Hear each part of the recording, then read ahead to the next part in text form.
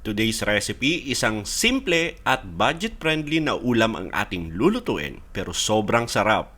Magluluto tayo ng itlog na nilagyan natin ng tausi. Pakuluan lang natin yung ating itlog ng mga 15 minutes. Tapos magpainit na ng mantika. Gisa natin yung ating bawang at yung bawang natin ay tinadtad natin ng medyo pino. Mga 10 segundo, pwede na natin isunod kaagad yung ating sibuyas na hiniwa natin ng maninipis.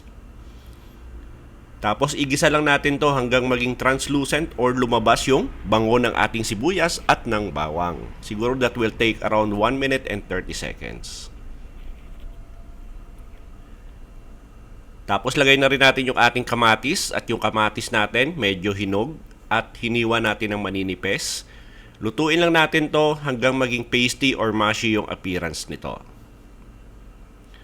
Ngayon pag okay na, lagay na natin yung ating tausi at binawasan ko lang yan ng sabaw kasi medyo maalat yung tausi natin. At sinangkutsa lang natin ng mga ilang segundo yan. Tapos lagyan natin ng sabaw.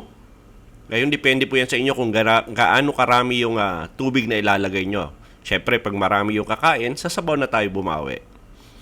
Lagay ako ng asukal. Hindi na tayo maglalagay dito ng asin kasi medyo maalat yung tausi natin. Lagay ako ng chicken powder. Tapos bring to boil lang natin tong ating sabaw.